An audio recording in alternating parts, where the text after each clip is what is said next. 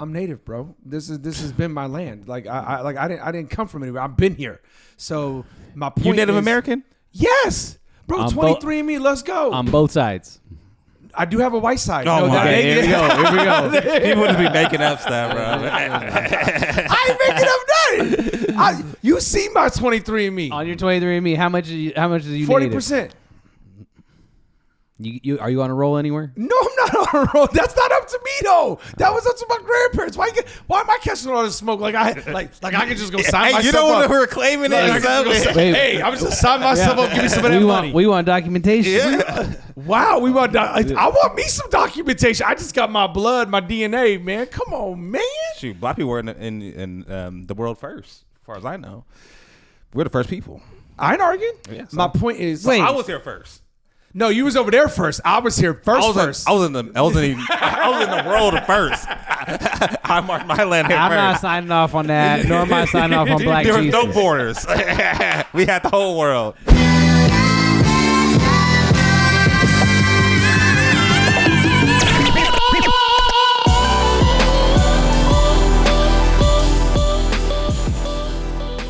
What's going on, fam? This is Anthony from the Not Offended podcast, the conservative Chicano right here. If y'all could do me a favor, we're trying to get to 1,000 subscribers. So if you could leave a comment, hit the like button, but most of all, if you could hit subscribe, we'd greatly appreciate it. Thank you so much.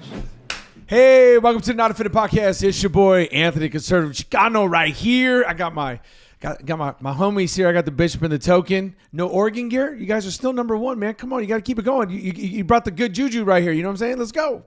I don't believe in juju. Okay. But yeah, I'll bring some stuff for you for next week. Okay, yeah. And Don't they play Michigan coming up or something? They're going to smack Michigan This just so week. you know. They play Michigan. But I tell you this week. what, if you win, you got to come in Oregon Duck gear next week. How's that sound?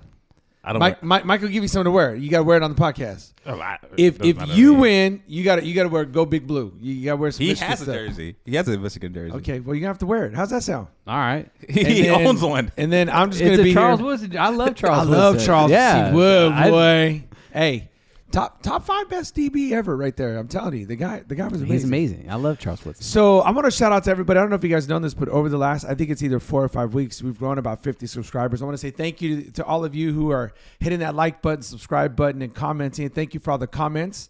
I appreciate it. I just want to real quickly just remind everybody, we talk about culture's influence on the church. So if you think you know somebody who would benefit from this, then go ahead and tell them to hit the like button, subscribe it, and share it with them, okay? So we greatly appreciate that. So today, I would normally talk football, but my team sucks, so I'm not going to talk about it. And I would talk baseball, but the baseball team that I do like, we getting it handed to us right now, so I ain't talking about that. So we're going to go straight to the comments. That's what we're going to do. We could talk more about food, and we could all look to you to get us in more trouble with people. No, we talked about pizza and how garbage Mountain Mike's pizza is. See, unless you're from Modesto and Stockton, then you like garbage pizza. That's it. I have no idea what I've had me and Ed's, and I've had Mountain Mike's once, but Deshaun is very. You had Mountain Mike's once, because you get Mountain Mike's once, and that's it. You never go back. So in Modesto or in Stockton, is there like there's other no options? But there's no other like options. Well, it's just Pizza like Hut, Domino's. You have some local chains. Gotcha. But Mountain Mike's is probably is one of the bigger ones. Yeah. Okay, so since you went there, not that I'm a pizza connoisseur whatsoever, but you go ahead and let us know in the comment box, what do you prefer, me and Ed's? You know what the majority of our people probably prefer? Little Caesars. No, I think I say me and Ed's. No. Y'all leave it in the comment box. No. Yeah, leave it in the comment box. You want me and Ed's, you want Mountain Mike's, or you want Little Caesars? We're going to see who wins. Everybody leave a comment. Little Caesars is good if it's straight out the oven. You got to get that thing right out of the oven. It's decent. I'm saying Little Caesars is finishing last. Okay, we're gonna find out. Okay, leave it in the comments. Okay, Nate is gonna. Nate's all mad. He's gonna mute me for the rest of the show. You probably deserve. Okay, so since we're talking about comments, I want to get to a comment. I thought it was great, and I'm not just saying this because this is my wife, okay? But this was a really great comment. I thought you were gonna say I'm not saying because it was me, but no. Shout out to my beautiful bride for this comment. She goes, "As a U.S. citizen, we have the freedom to vote. As a Christian in the USA, we have the freedom and opportunity to vote. Other Christians in other countries do not necessarily have this opportunity." Duly noted. That's a fact. It is not a Christian right. It depends It's not a Christian right. It depends on your government. I was always told not answering is still an answer. Not voting is still a vote. We can plant a seed or not plant a seed, but we can't cry about the outcome if we didn't utilize our freedom and opportunity to vote. There is a level of frustration wondering, will my vote matter? I don't know if it will or not, but I'm still going to utilize my freedom and I'm still going to vote. I thought that was a great comment. We were talking about that because the pastor came out, and remember, he did the whole Jesus would vote, and you're not being a good Christian if you don't, and he used scripture, and he did all this. I thought she brought up a very good point. What about Christians in other countries where they're not allowed to vote? Oh, you asking me? No, yeah, that's what I'm saying. That brings up a good question. So how are you a bad Christian if you don't vote? In China, when they don't hold elections? You know what I'm saying? Like, what about countries that don't hold elections? You don't get to vote on anything. You're still a Christian. So that's why that argument didn't work. If that makes, I don't know, does that make sense? That argument does work. What she's simply saying, which I think she did a beautiful job, which was here you have the freedom and the opportunity. So our highest recommendation would be for you to vote, but you're not exactly sinning, as that pastor said. You're sinning if you don't vote. Like you just, did the unpardonable. I think there needs to be a balance, and I thought she did a great job of bringing the balance. What do you think? Yeah, I think as Christians, we should engage culture with the gospel, and this is one way to do it. You're able to vote and have an influence on the culture with the message that you have by voting.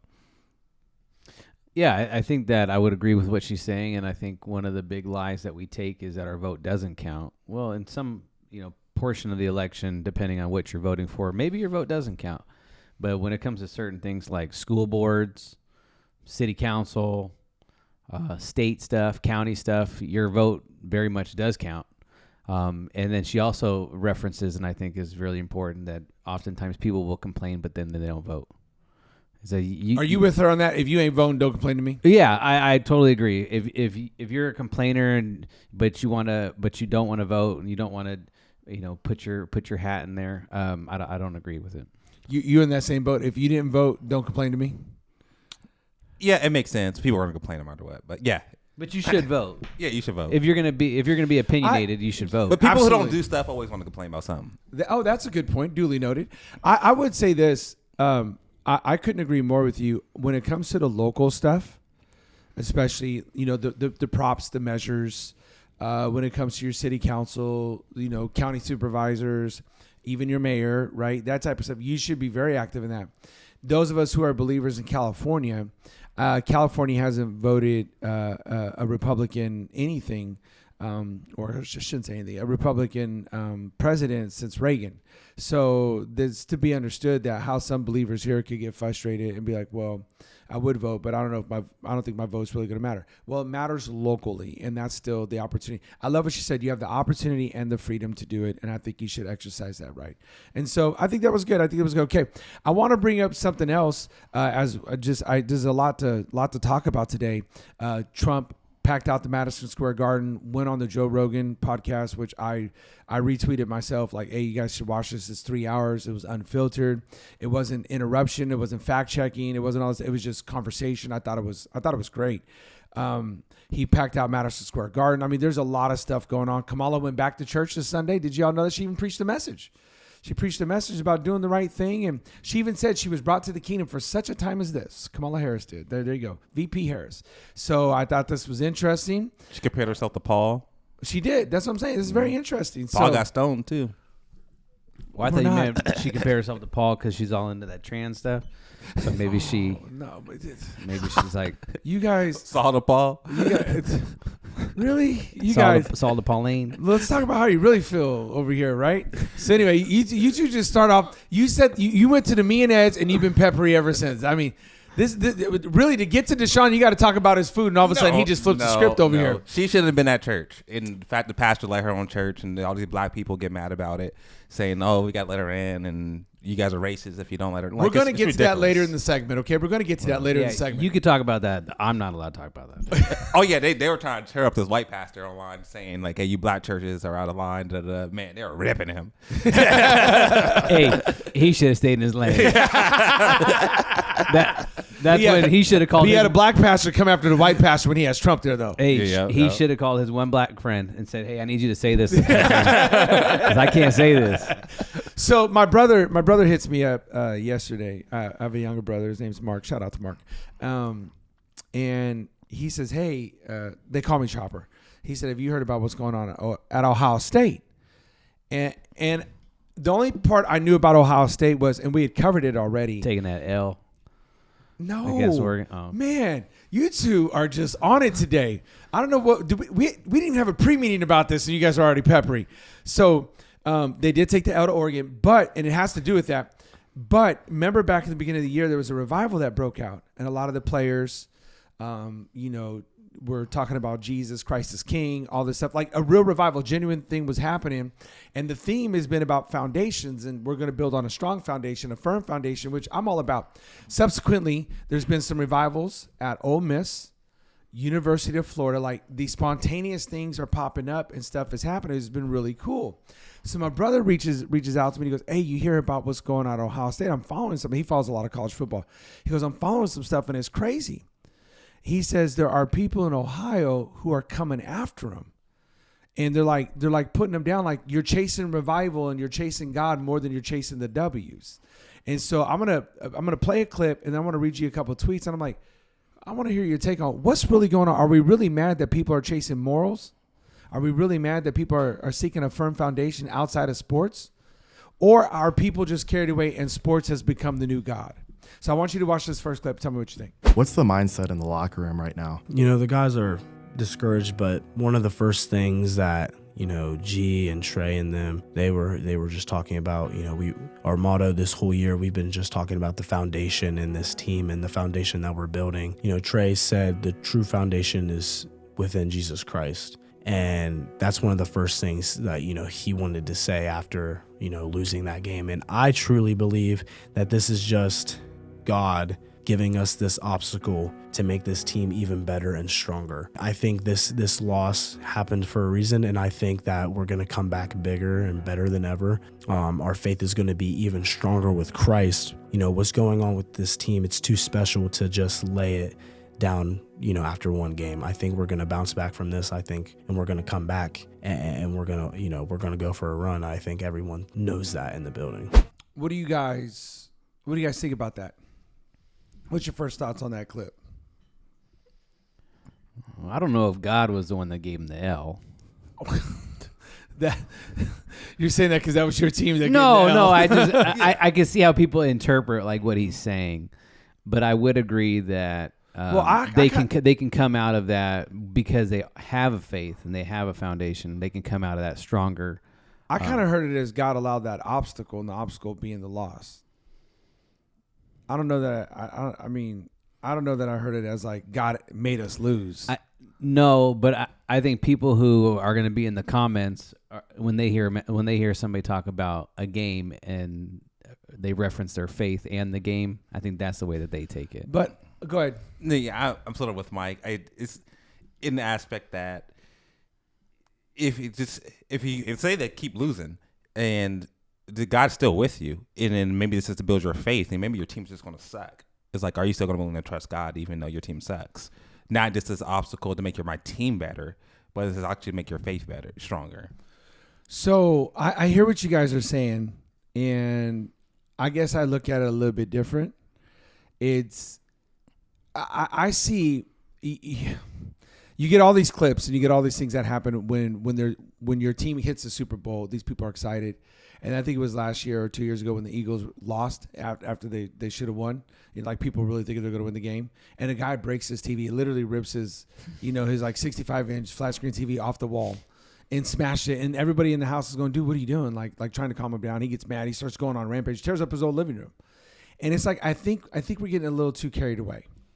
I think we're doing a little too much. And I think right here is you have a group of young men who you're teaching perspective. It's not always going to go your way in life. The ball's not always going to bounce in favor of you. You're not always going to get every call. And with this coaching staff, if it's the coaching staff, if it's the locker room pastor, I don't know who it is, but he's teaching them, your foundation needs to be built on something more than sports. Sports has become the new idol. Sports has become the new God. You get dressed up, you sing the same chants, you go to a stadium, and you watch people perform. It has become the new church service. Matter of fact, I would say stadiums are more packed than churches.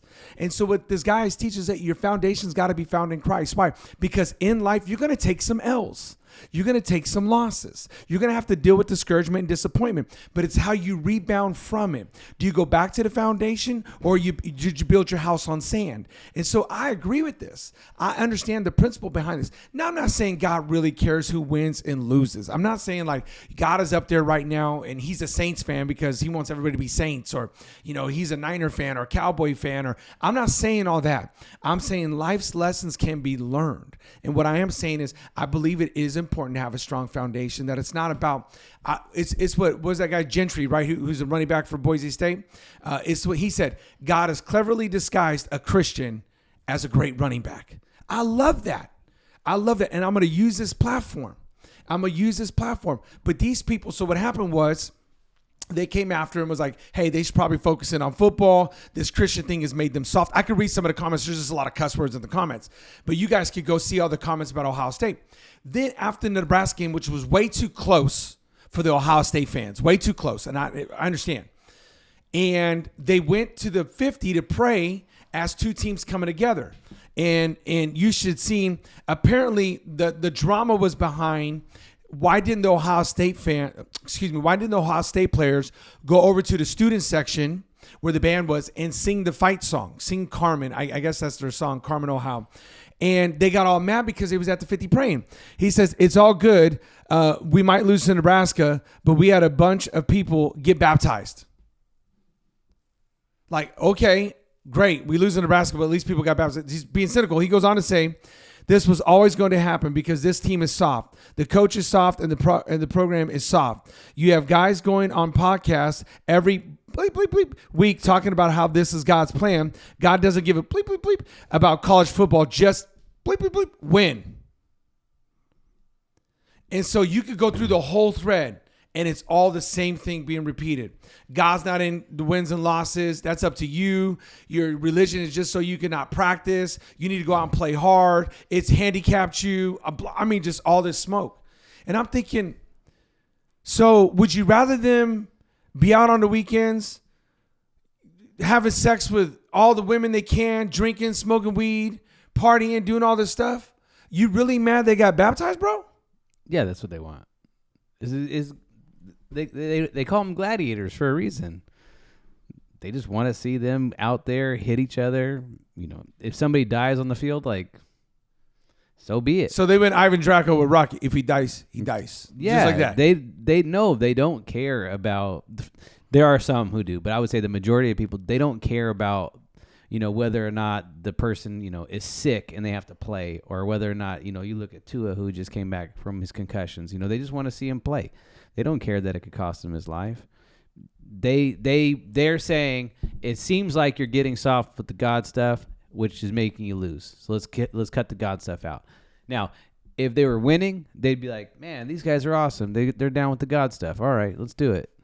But it's just about wins and losses. Is that all it comes down to? Yeah, they don't care. What about the bigger picture, though? You're building up these young men. People don't care about that. I mean, I don't think a lot of football doesn't care about that. I think a lot of coaches. I care. I was a lot of coaches even don't care. I cared when I was a coach. But yeah, I'm saying I think a lot of coaches don't care. They just want to win. They don't care how the players are doing. But think about the coaches that have made the Tony Dungys, the Bobby Bowdens. These guys who have made lifelong friendships with their players. When they were doing what was it? Bobby Bowden getting inducted to the Hall of Fame or something had happened, and all these players came back to talk about him. The Derek Brooks, the Warwick Dunns, the Saps, all these Bulwers. I mean, how many Bulwers went through through the Florida State program? I mean, man, all these players came back. Hey, Coach Bowden. Hey, Coach Bowden. Coach Bowden taught me that. Coach Bowden taught. Have we digressed that far now? That it's just about wins and losses? That it's not about building up young men to be a blessing and a benefit to the community and to society in whole? That we're not teaching men foundational things? I mean, I don't know if you look. I think there's a few of those in each sport, but I don't know how far we would have to go back to where you would say the majority of the coaches were about those types of things. I would say the majority for the longest has always been about winning. And fans definitely don't care. I mean, they're probably betting money and mad that, hey, I'm losing money because you're God. Wow. I never thought about it like that. Yeah, well, the reason the NFL is so big is because of gambling. I mean, that's the only reason people watch and all this money spent on it because of that. So it's like, man, you're losing me money right now. It just breaks my heart. I'm not an Ohio State fan. I mean, as a lifelong Trojan fan, you kind of have, that's kind of been a given. But it just breaks my heart because these young men have really found something that's more valuable. They found something that is more realer than football. But to these people who are commenting, it's not. It's not more valuable. It's not realer. So is the problem the players or the problem the people or is the problem the people who are commenting? Oh, the problem is absolutely the people who are commenting. So how do we help those people? The only way to help them is by winning, huh? that's all you can do. So they're there for it. They want to see Are their you team not win. entertained? That's why they right? spend so much money. That's why they were willing to buy the jerseys, spend on the food, spend hours there tailgating. But it's crazy because something you said, and I think it's true, and I'm going to play you another clip only because you two were picking on me last week. It's true. When you're winning, nobody cares. Whatever is working when you're winning, like when Tebow, when Florida was going, let that brother kneel. The more he kneels, the more we win. I don't care if he kneels all day, every day, keep everybody away from him. That brother, and they were holding whole prayer revival sessions afterwards because of Tebow. You're right. It's crazy how winning means that much to people. And that's what I think I was saying about him. Even if he keeps losing, God should be the center. He should still be your foundation. He still be going strong. And I think that's, to me, as a believer, this is positive culture. This is culture that should influence the church. The brother just went on there and said, listen, hey, we took an L. First thing he came out and said was, hey, man, God's got us. He's our sure foundation. That's what you want to see because there's going to be a lot bigger losses in life than a game. Yeah, but when I think the majority of the times when people watch a game, right, they're just watching numbers. Number 8 throws to number 16. Like it's just a number. Especially football. It's almost like the way that doctors treat patients. They're just a number. But when you know the person out there, it's different. And so I think there are some people as fans who watch and they're watching people and caring about people who are on the field. But for the most part, fans are just watching for numbers. Okay, so I got a a question. question Are for you going to win? That's it. Okay, so I got a question for you. Let's roll with another clip. This is Jameson Winston after. Dang. Yeah, come on. Jameis, I can tell you're taking it all in right now. You're about to make your first start since 2022. Ken Dorsey said that he's been preaching to you to play smart but not conservative. What do you expect from yourself? This is the day that the Lord has made. I will be glad and rejoice in it. You're looking really focused right now. You told us this week that everyone inside this building believes that this is the time you guys can turn it around. What's been the message? Unwavering faith, ultimate belief, depending on the Lord. That's all we got. You told me no nerves, just excitement and butterflies. Still feel that way? Unwavering faith, ultimate belief, dependence on the Lord. The message is clear, guys. Thank you, Jameis. What? You chose him? Yes. To represent you? Yes. Oh my God. What? Oh no. Oh man. What? You should have chosen a better representative. Jameis Winston. It's Jameis. What? Crab legs, Jameis Winston. The brother's changed. No. He grew up in a black church. Bro, I can go do that all day too. Yes. Okay, hold on. But did he win yesterday? It's not based on win. That's what I'm saying. No, did he win yesterday? It's because the Lord was with him. He said unwavering faith. Did he win? Okay, so what I'm saying, I'm bringing this up for a purpose. On purpose. Are people going to get mad at him now at this interview because they won? No. You know, because you said it's about wins, loss. You know what they're gonna say? Man, God must have been with him. This is great because we won yesterday. He's gonna throw like 10 interceptions. But I'm just getting to a point. That's how fickle things are. Yes, I would He agree. could get up there and like, I'm not judging the brother. I'm not saying he's fake. I'm not saying that was fake or rehearsed. I'm not saying anything. I get it. It seemed a little something. Hey, who was it for the Washington Commanders yesterday? He got up there. He was preaching Jesus too. Like, man, that was all God. No, it's Jameis Winston's history. No, I get it. What was that? Daniels, right? Yeah. I'm just saying, he got up there on that Hail Mary, which was first time I think in their franchise history this happened. But he gets up there and says the same thing. Nobody's gonna care what you say, and they're gonna actually kind of like amen you when you win. They only put you down and say focus on football when you lose. That's what I'm saying. So I would much rather give these young brothers a strong foundation and say, don't worry about this stuff. Well, the flip side is true too. Like, they don't care that you're out partying. They don't care how many baby mamas you have. They don't how many domestic they don't care about how many DVs you got if you're winning. But as soon as you lose, it's that girl he got. It's that new girl. They go straight to her. It's her fault. He needs to go back. Yeah, but he shouldn't be out at night like that. Can you believe it? He's out at night. Or the same way. Oh, they got married. They should have stayed single. Now he worry about it at home. Now he's losing. They're always going to find something. Yeah. Like you're saying. So you can feel the pressure of these players. That's why I feel like my job with these players is to just keep encouraging them. Like C.J. Stroud. They're making it a really big deal now that he's kneeling on the 50. He's kneeling over in the goal, the end zone. He's doing all this stuff. I mean, I feel like C.J. Stroud is really trying. Like, I mean, I don't care what people say. I feel like he's really taking efforts and strides. I don't know who his pastor is, but you can tell there's some discipleship going on there. I'm just saying, like, I think we should be encouraging these things. I think we should be welcoming these things. I'm not necessarily saying we should be platforming all the more these players, but we should be making sure there's intentional discipleship. I'm going to encourage it. The strong foundation is found in Christ. It's not found on the football field. It's found in Jesus Christ. And I think sports is a great avenue to help you deal with some of life's hardest lessons, and as well as team building things. So, but when you incorporate that, or when you add to your faith the team aspect or the sports aspect, I'm telling you, I think your faith gets stronger. I think you're able to use principles there, and so I think it's just an iron sharpening iron type of deal. So I'm going to go and support Ohio State, and just for the naysayers and the people out there, I hope they do make it to the championship game. And depending on who they playing, I might root for them or not. But I just hope God does prove, them right in what they're doing and how they're trying to build foundation. Why you giving at me? Why you laughing at me? Depending on who they playing. Yeah, I love y'all. I'm with y'all, but I'm sorry. But I mean, I ain't gonna pray against you. There's got to be Christians on other teams too. Yeah. I'm gonna see which one's holding a better chapel service. But if they call me, I'll be rooting for you. Okay, so let's talk about this. Donald Trump goes on the Joe Rogan podcast. VP Harris was invited as well. Joe Rogan made that very clear to hear. That she was? She is invited. It's still an open invitation. He did a post-podcast interview. I don't know who the other guys are. They may just be friends, whatever.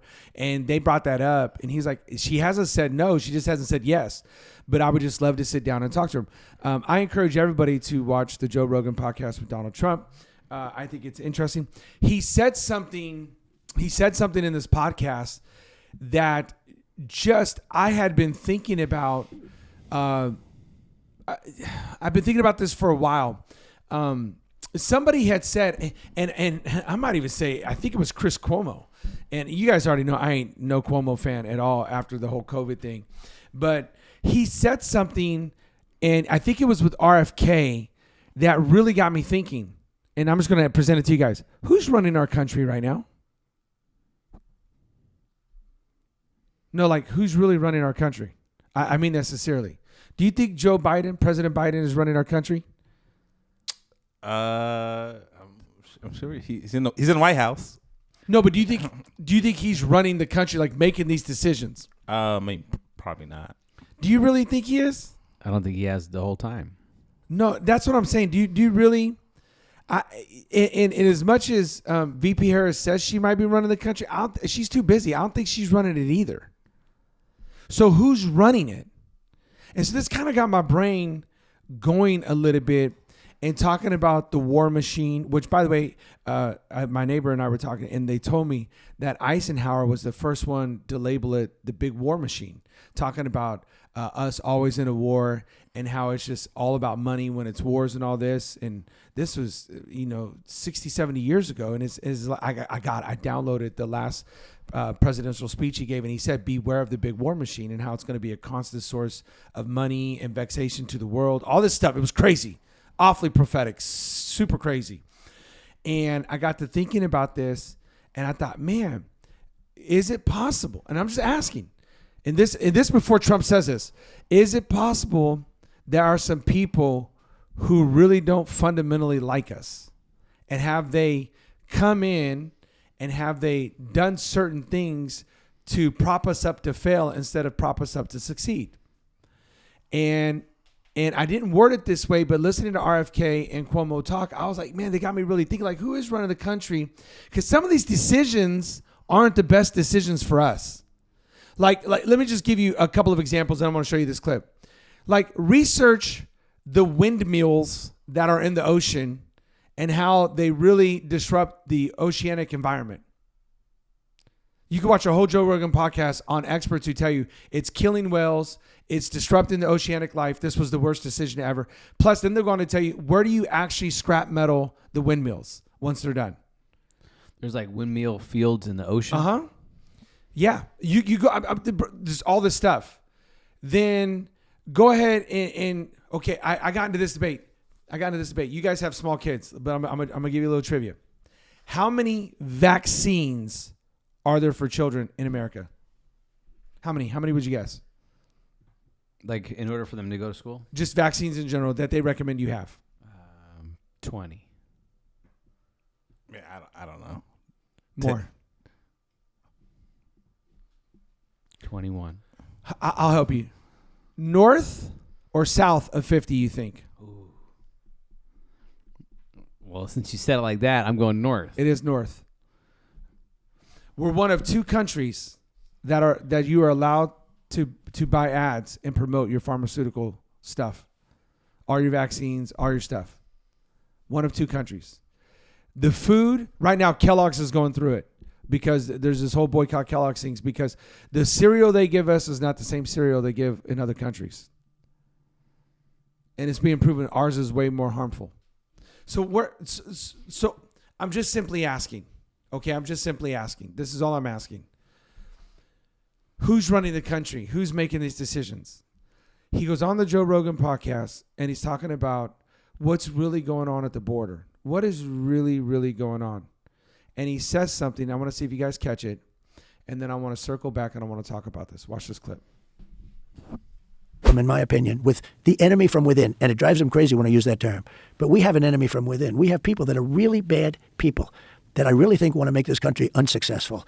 When you look at what's happening at our border, Joe, when you have people coming in that when other countries are allowed to empty their prisons into our country with murderers, we had 13,099 murderers dropped in our country over the last 3 years. And 15,000 rapists convicted. Rapists, yeah, drug dealers, drug lords. And that's just the ones that have been accounted for. Correct. People from mental institutions. What do you think the strategy is? Hundreds of thousands of major criminals, tougher and worse than anybody we have. We're seeing the consequences of it in San Antonio. They've taken over apartment buildings. In Aurora, Colorado, they've taken over apartment buildings. These Venezuelan gangs. Just the beginning. What do you... Let me ask you guys, did those numbers surprise you? Did that blow you away? Yeah, I didn't know they had numbers of like actual criminals. No, these are the criminals that they caught and they processed. Yeah, I'm saying. And they came back with records. Yeah. Okay, that surprised you? Those numbers? Yeah. Like those are legit numbers. Anybody can Google that. Anybody can fact check that. Those are legit numbers. So let me ask you the question: why? What? On somebody give me an answer. Why? Why on God's green earth? Who's making these decisions? That we're just going to open the border, we're going to allow anybody to cross through, especially 13,999 murderers, 15,000 rapists. Who makes those freaking decisions and why? What's the motive behind that?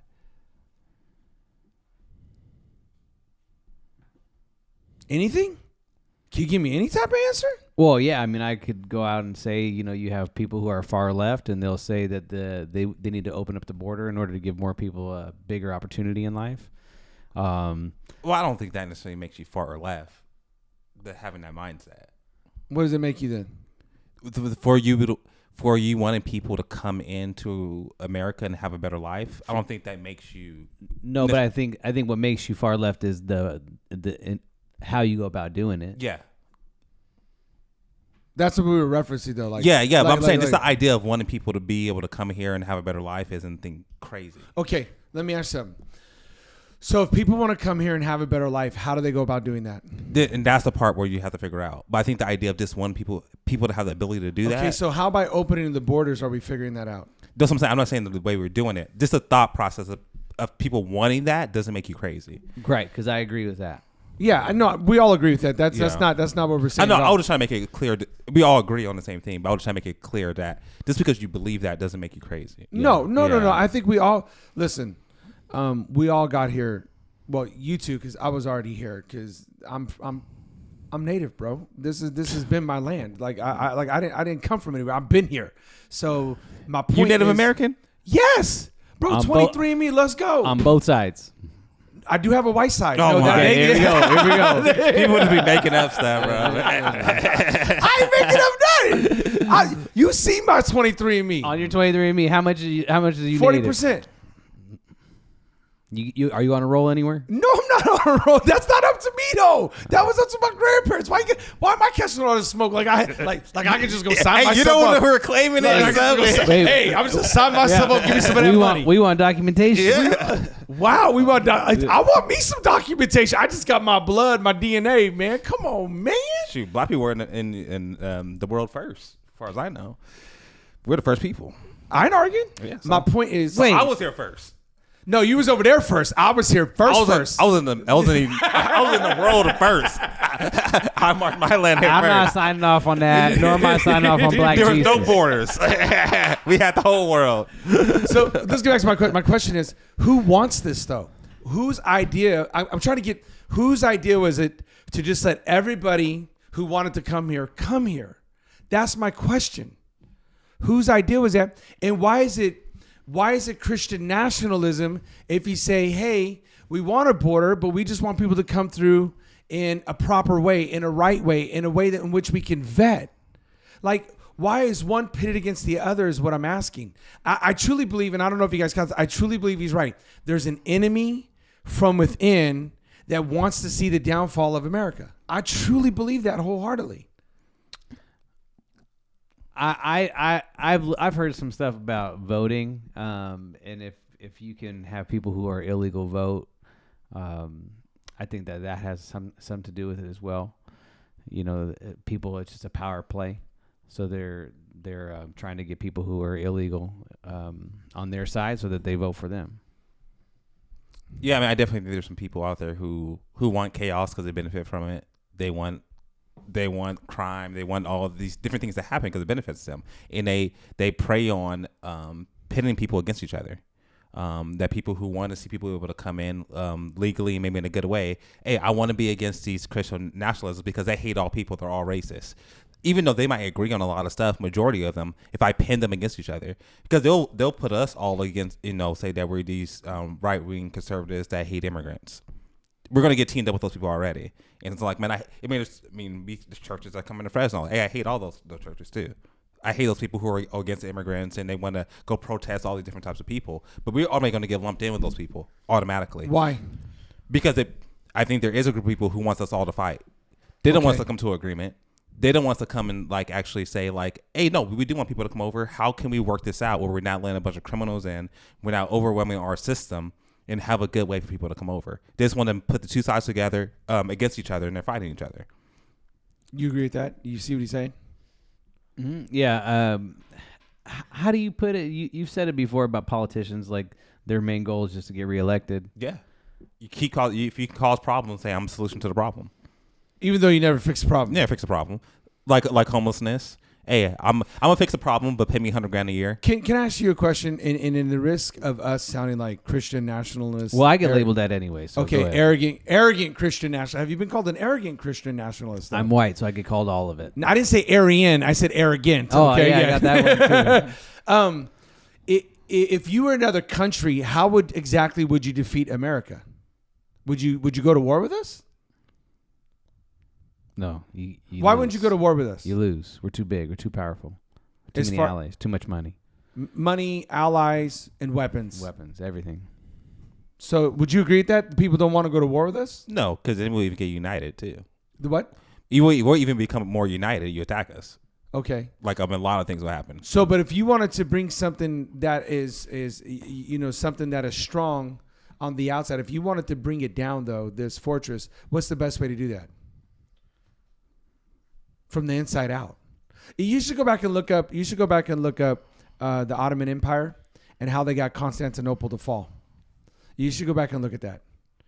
You should go. You should really go back and research history. The number one way these kingdoms were always brought down was from within. And when you do this chaos, and I don't care if she denies it or not. VP Harris was the border czar. She was in charge of the border, and this border was literally out of hand the moment Joe Biden took office. And they created this chaos. They created these problems. And what happened was all these people started coming through, and we couldn't vet them. We couldn't keep up. It overwhelmed our system. And now you got like that poor girl, what was it, Nagarwai, in San Antonio. She was a 13-year-old girl.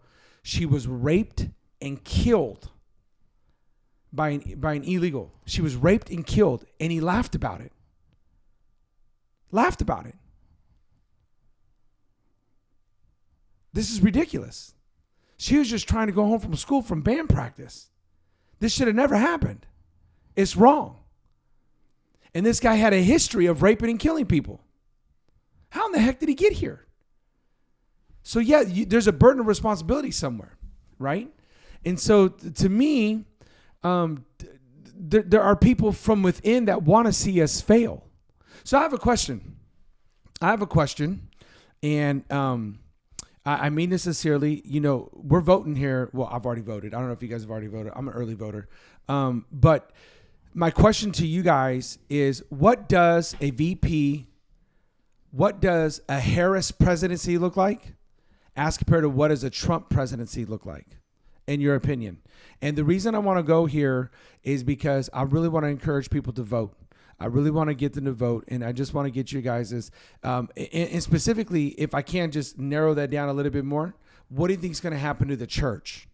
What do you think is going to happen to the church? Okay, so let's start off with the president, a Harris presidency, and then we'll go to a Trump presidency. But specifically, what do you think is going to happen with the church? Okay, and what I mean by church, if I can, little caveat, all nonprofits that are faith-based. So from like the Catholic Charities to Christian hospitals, you know, like when it comes to abortions, when it comes to trans surgeries, when it comes to all this stuff, in your best opinion, what do you see like a Harris presidency as compared to a Trump presidency, and how that's going to affect the church and the nonprofits the churches are associated with, if that makes any sense, from healthcare to even like adoption and all that stuff, okay? So we'll go with you, Bishop. What do you think it looks like? I don't know. I don't know how to answer that. I don't know what effect it's going to have on the church. So you think she's going to be okay with Catholic hospitals saying, hey, we're not going to perform abortions here? Yeah, I don't know how much she can stop that. Oh, Department of Justice can stop you. She can send the IRS after you. Matter of fact, that white dude, the preacher, I think Howerton, after he said about voting and don't do that, you know the IRS came after him? The IRS came after him the next day. I think by the middle of that week, because I literally got the clip. Oh, they were going for that guy in SoCal too, remember? Yeah. We talked about but him? yet, that black church she spoke at, nothing. Pastor Jamal Bryant, nothing. After she said what she said. And he gave her a prophetic word and everything. No IRS after them. So, yeah. The Catholic Charities had to go fight for it. They were in California, they were trying to make them do stuff, pills, all this stuff. Okay. How far did they go with COVID? Yeah, I don't know if she can pull that off though. How far did they go with COVID? Yeah, people in our church lost their jobs because they didn't take a shot. Hey, COVID was a setup, y'all. I don't care what y'all say. COVID was a setup. It was how far could you push it? If it wasn't for the Supreme Court, did we not get a ticket to shut down? Yeah. So how far can you go? Yeah, I don't think she can get that through. I don't think she can win that. Okay. Did she or did she not lock up parents and find parents whose kids were truant when she was the AG here? I don't know. Yes, she did. You can Google that. You got people. There's a matter of fact. There's an ad on that from two families, and one kid was special needs and in the hospital, and she was going to lock up. She bragged about it. With one swipe of her pen, she can get these parents in trouble because they were losing too much money from the kids staying home. All right, what does a Harris presidency look like?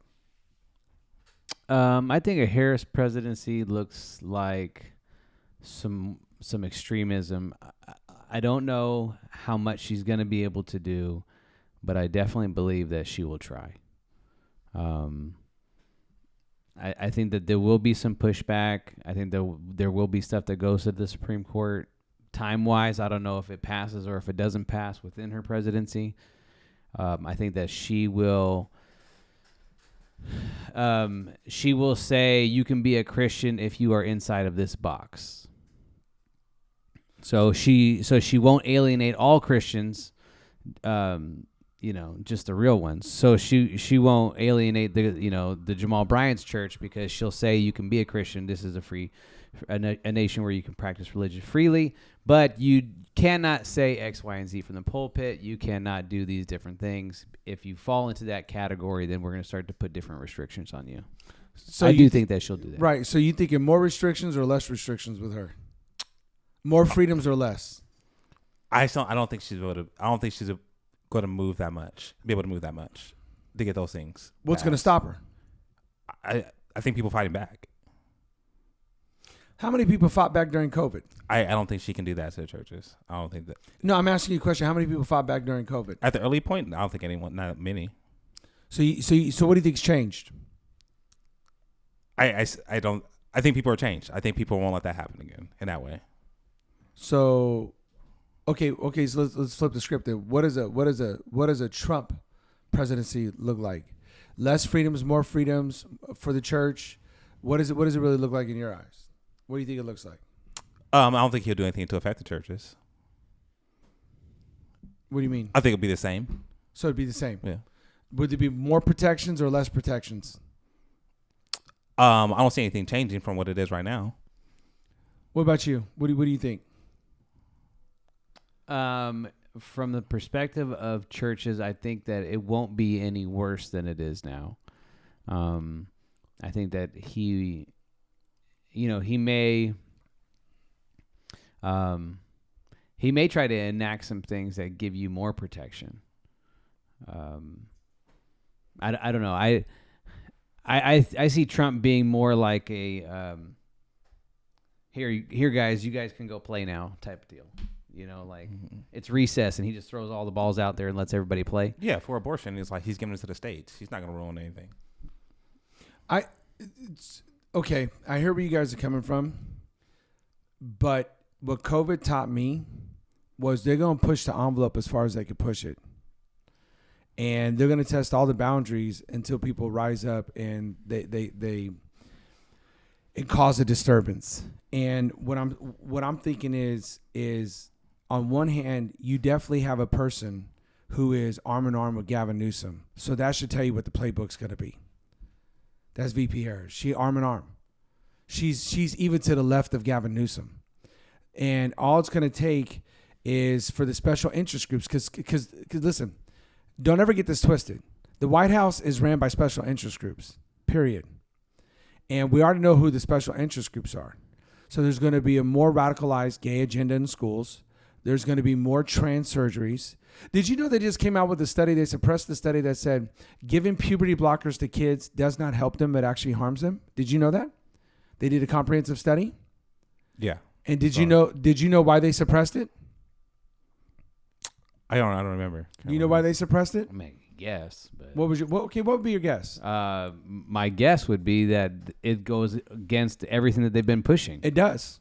And it makes you look like an idiot. Do you know who people are saying suppress that information? Who gains off of puberty blockers? Pharma. There you go. There you go. That's special interest groups are running that, and that's my whole point. And so I want to show you something.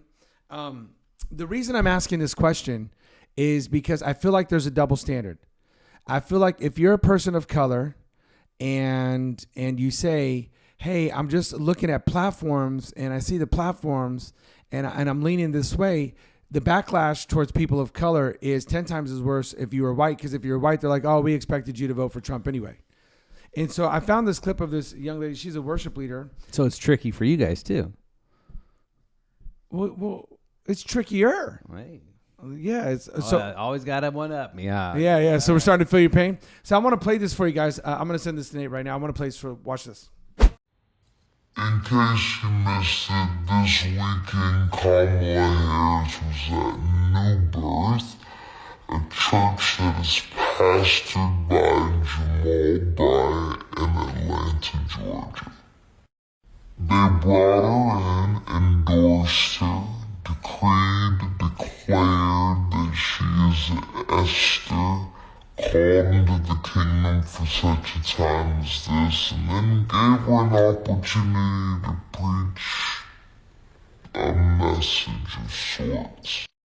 It's been a few days, but what I've noticed is nobody's calling Jamal Bryant a Christian nationalist.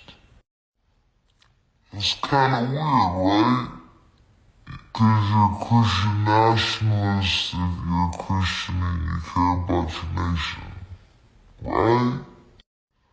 No, you're a Christian nationalist if you care about your nation and you're a Christian and you lean right and you care about conservative things, you care about life, you care about the God-ordained design for marriage.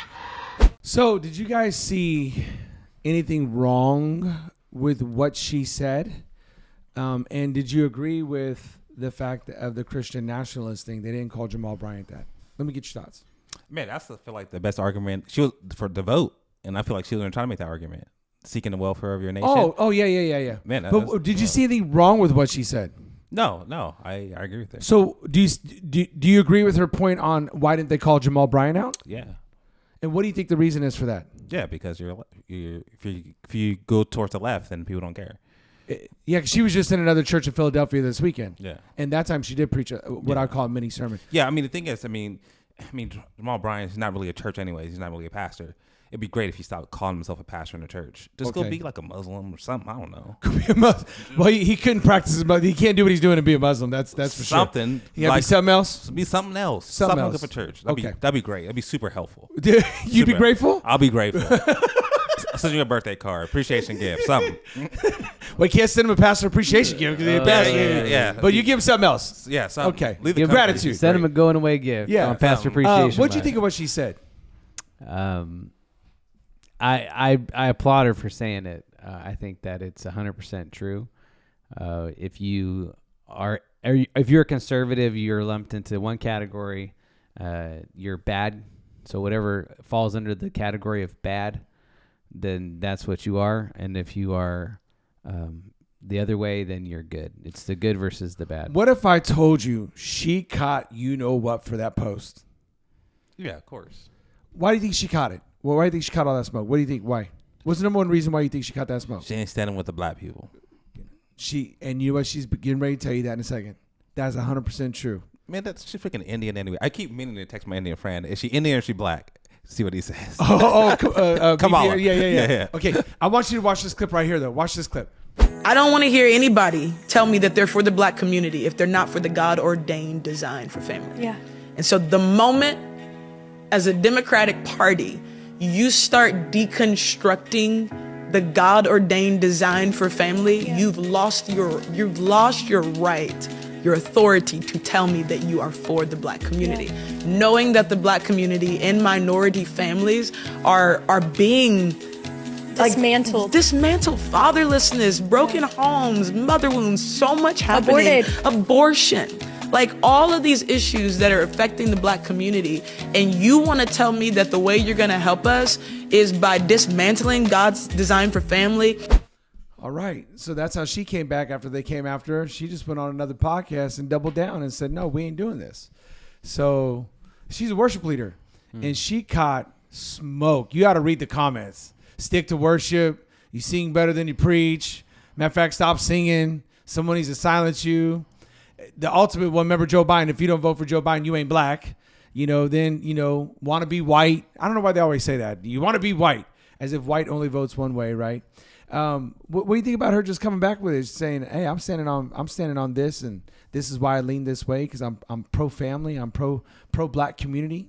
What do you think about that? Yeah, all you could do is express, this is why I vote this way. This is why I'm going this way. And some other Christians may say, come back with some other reasons why they vote the other way. And that could be legitimate. But it's like, she can't see any other way of voting, to the left because of her views about family. It's like, hey, they don't care about the family. I can't vote that way. Do you think there's some substance of truth there that she's speaking though? Like, do you feel like, and this is of course your opinion, but do you feel like one platform is more pro-family than the other? Yeah.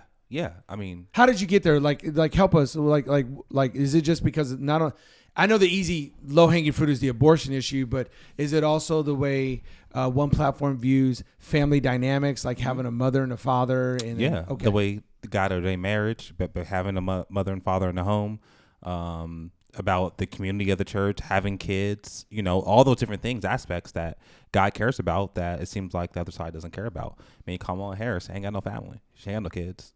That's true. Trump, I mean, there's a lot of things wrong with Trump.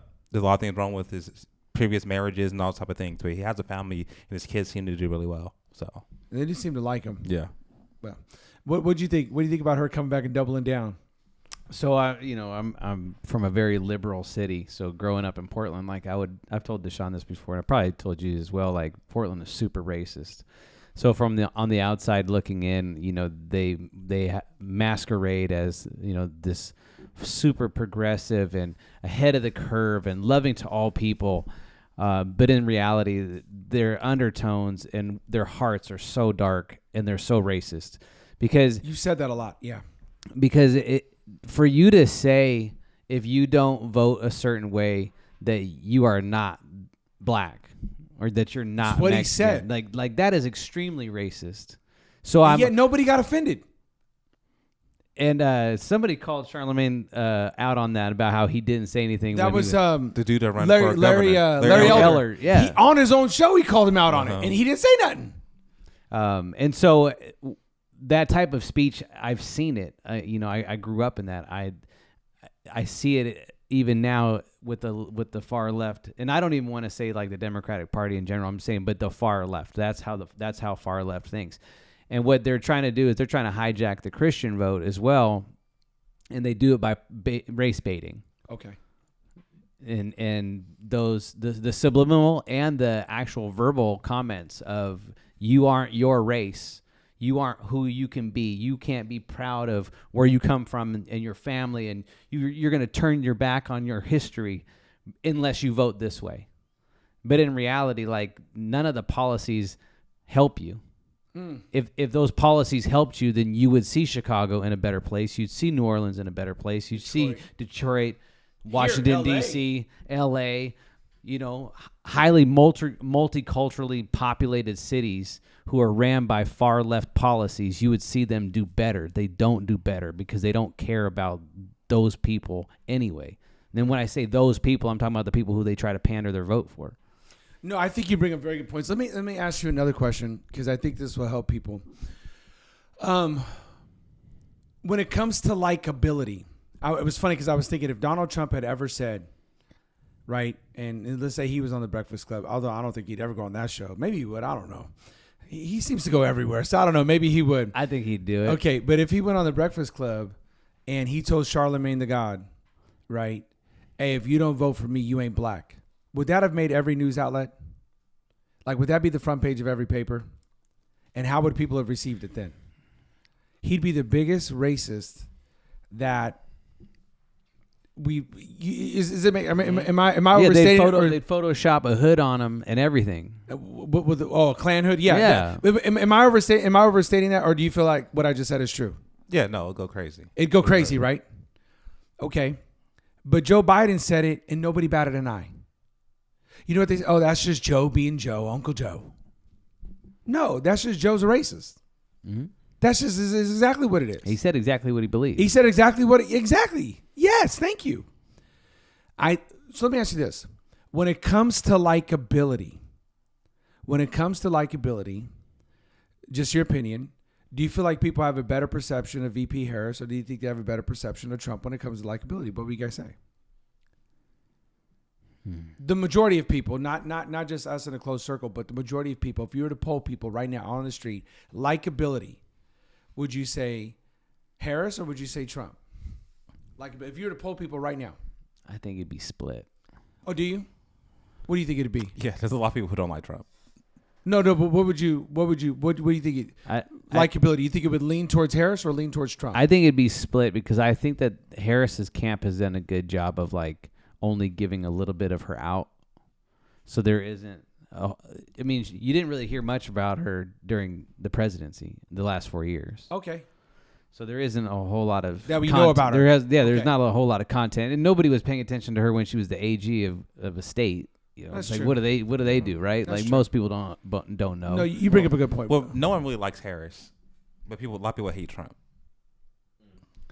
So go ahead. There's a lot of dirt on Trump. Okay.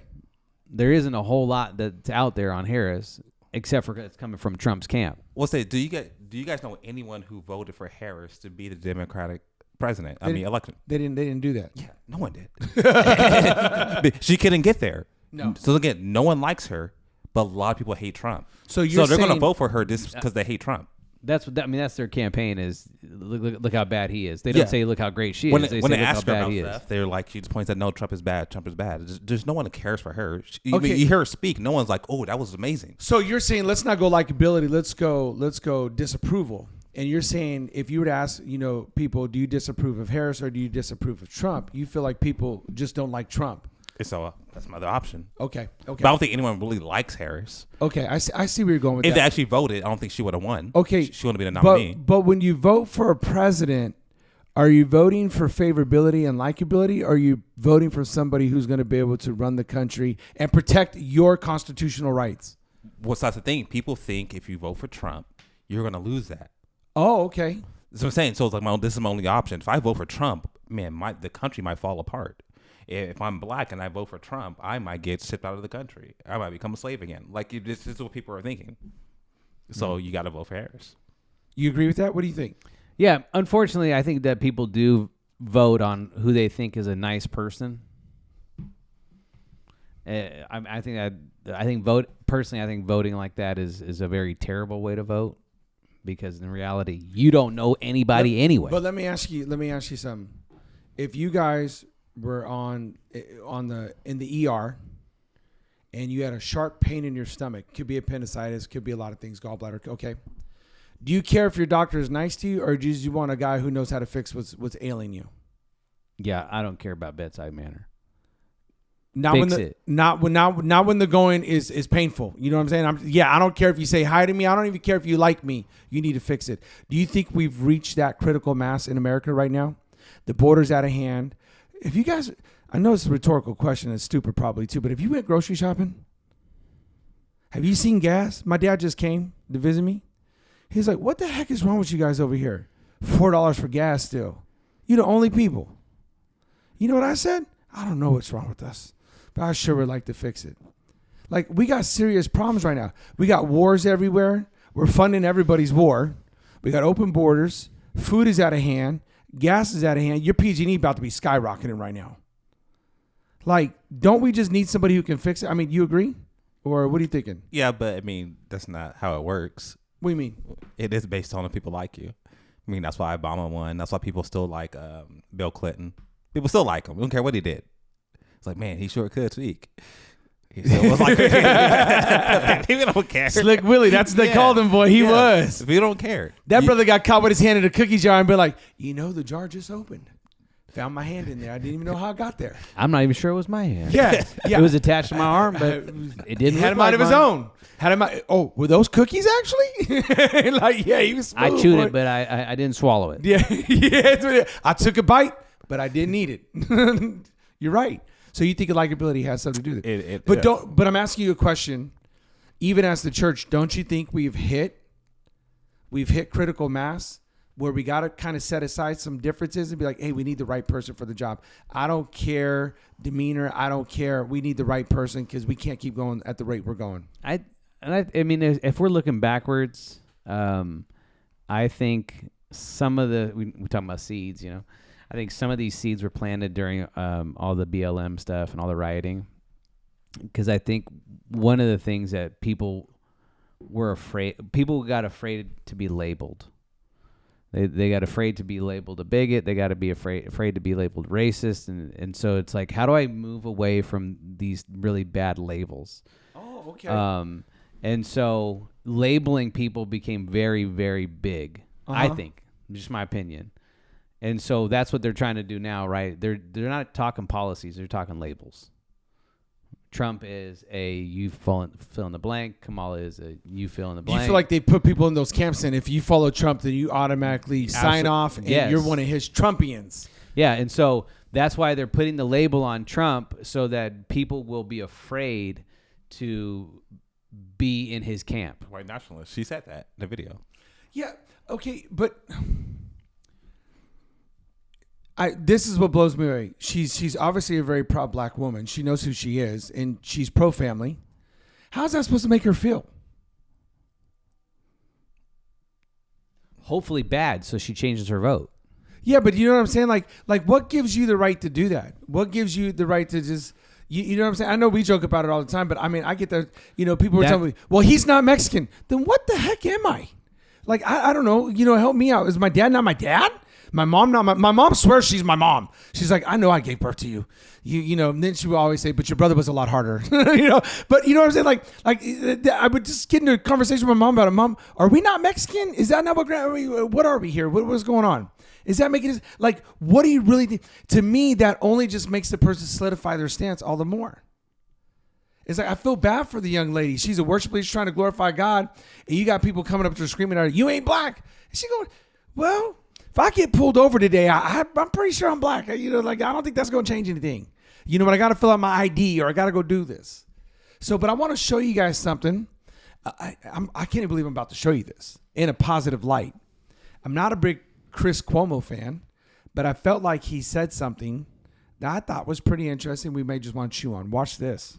You got to stop thinking that the people who support Trump are like Trump, that they speak like Trump, that they act like Trump. They don't. They want to hire Trump to do a dirty job. They want him to be a virus to the political corpus. They want him to disrupt, to destroy, to demean those that they disrespect and dislike, the system that they distrust and despise. They want someone to do what they believe has been done to them and that they cannot do themselves. That's why they don't care that he exhibits terrible behavior, because they're putting him into a terrible place. If you're sending somebody into the jungle, do you really care if they're a savage? You see what I'm saying? And you have to understand it that way. You may not agree, you may not accept, you may not like, but that's what it is. Bars. What'd you think of that? Yeah, I mean, it makes a lot of sense. If you're in a room with, Putin and the guy from China, I always mess his name up. Jinping. You want somebody who's going to play ball, or you want somebody who's going to be, pandering to them. I want them to be afraid of our leader. What do you think of that phrase? Is you're sending in, you're hiring Trump to go do a very dirty job. What do you think of that? Yeah, I mean, one of the big reasons. I mean, I want Trump and I don't want Harris is, I don't trust her in a room. I think you put me in a room with her, I'll make her look stupid. She's just, the way she talks, she's like, you just seem like a fool. If you walk into a room, you get laughed at. Sorry to interrupt, but I think that for me, that just shows me, I feel like how big of a liar she is, because you don't become the AG of a state by being dumb. She's got to be brilliant. Well, I figured there's some area in her life she's smart. Like, she must know law. She has to know the laws, know how to play the game, play the system. So there's some aspects. So you don't mean necessarily stupid as in totality of a person. You're saying more ignorant on certain subjects. Yeah, she can't walk blind. Trump, I feel like Trump could walk into a room, like you were saying, like, just be a smooth talker and you can get away with some stuff. Like, if you can understand some stuff and speak some stuff through. But I feel like she can't do that. She has to be by the book. That's what she always says. Like, she needs the words there. She already has to be set, already had to be planned. A lawyer's already prepped and ready to go. That's true. They're not coming in and just like winging stuff or negotiating like I think Trump can. Okay. I think Chris Cuomo did an absolute great job and nailed it right here when he says you do not associate people who like Trump and think they automatically act like Trump or even sign off on his behavior. I personally, I don't sign off. I don't sign off on his views on abortion because the conservatives have been up in arms. Matter of fact, Christianity Today said quite possibly the most Christian thing you can do. It's a tweet. Quite possibly the most Christian thing you can do is not vote this election. Sit this one out until we get better candidates. I was like, you're an idiot. That's just stupid. That has nothing to do with the most Christian thing you can do. I don't like a lot of Trump's rhetoric. I don't like him. People said, would you sit down and have a meal with him? I would sit down with any president and have a meal with him just so I could be quite frank about it. I said that about Obama. I said that about Bush. I have a lot of questions for Bush, actually. I don't know how pleasant that lunch would be. I really have a lot of questions. I would sit down with Trump. Could you sit down? I would try to sit down with Biden. I don't know where we'd get, but we'll eat good. Shoot, I'll sit down. No, I'm sitting down with anybody. That's what I'm saying. People say, "Would you sit down with Newsom?" We get some good laughs. Hey, I would sit down. I would sit down with Newsom. Like I would sit down with any. You know what I mean? Like I'm cordial like that. So I'm not voting. I'm not voting for my pope. I'm not voting for my pastor. I'm voting for a president who's hopefully going to bring some type of normalcy back to what we got going, who's going to bring some peace in the sense, not like Jesus peace, right? But it's going to bring some peace to this chaos that we got going around, who's going to do as a businessman what's best for our country. Now, I want to close with a different way. I know we didn't get the chance to talk a lot about the message, but we're getting close to the election, and we need to be focusing on this because we want believers to vote. And by the way, can I just say, we're family. We're family. If you don't vote the same way, we still love you. If you vote a different way, it's all good. I'm not going to disown anybody. I'm not going to stop talking. Matter of fact, you ready for this? Come November 6th, it is what it is. It is what it is. My life's still going to go on. I'm still going to be paying $4 for gas. My dad's going to be rubbing it in my face. You know, but still, I paid $25 for a steak the other day. Told my wife, remember that? She was like, I told her the other day, she was talking about we need to lose weight together. I was like, baby, we're going to start now. We're going to cut the steak in half, $25. That's what we're going to do. We're going to lose weight together. But I'm just saying, you guys hear me? We're all still family. What makes the body of Christ so beautiful is we're coming from all different backgrounds into the house of God to worship someone who's never been voted in and someone who will never be voted out because Christ is King. Amen. I want to end this podcast with Paul Harvey, If I Were the Devil. And the reason I want to end the podcast with that is because I believe Paul Harvey said some very prophetic things. I believe this was 1950 or early 1960s. He said this. And I just want to give our audience something to chew on. This is the Paul Harvey. This has been the Not Offended Podcast. Thank you so much for tuning in. Peace. We'll see you next week. If I were the devil, if I were the devil, if I were the prince of darkness, I'd want to engulf the whole world in darkness, and I'd have a third of its real estate and 4/5 of its population, but I wouldn't be happy until I had seized the ripest apple on the tree, thee. So I'd set about, however necessary, to take over the United States. I'd subvert the churches first. I'd begin with a campaign of whispers. With the wisdom of a serpent, I would whisper to you as I whispered to Eve, do as you please. To the young, I would whisper that the Bible is a myth. I would convince them that man created God instead of the other way around. I would confide that what's bad is good and what's good is square. And the old I would teach to pray after me, Our Father, which art in Washington.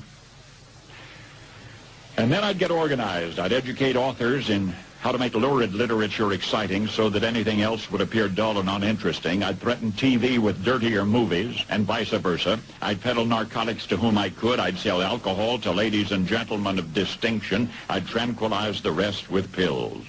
If I were the devil, I'd soon have families at war with themselves, churches at war with themselves, and nations at war with themselves, until each in its turn was consumed. And with promises of higher ratings, I'd have mesmerizing media fanning the flames. If I were the devil, I would encourage schools to refine young intellects, but neglect to discipline emotions. Just let those run wild. Until before you knew it, you'd have to have drug-sniffing dogs and metal detectors at every schoolhouse door. Within a decade, I'd have prisons overflowing. I'd have judges promoting pornography. Soon I could evict God from the courthouse, then from the schoolhouse, and then from the houses of Congress. And in his own churches, I would substitute psychology for religion and deify science. I would lure priests and pastors into misusing boys and girls and church money. If I were the devil, I'd make the symbol of Easter an egg and the symbol of Christmas a bottle. If I were the devil, I'd take from those who have and give to those who wanted until I had killed the incentive of the ambitious. And what'll you bet? I couldn't get whole states to promote gambling as the way to get rich. I would caution against extremes in hard work, in patriotism, in moral conduct. I would convince the young that marriage is old-fashioned, that swinging is more fun, that what you see on TV is the way to be. And thus I could undress you in public, and I could lure you into bed with diseases for which there is no cure. In other words, if I were the devil, I'd just keep right on doing what he's doing. What's going on, fam? This is Anthony from the Not Offended podcast, the conservative Chicano right here. If y'all could do me a favor, we're trying to get to 1,000 subscribers. So if you could leave a comment, hit the like button, but most of all, if you could hit subscribe, we'd greatly appreciate it. Thank you so much.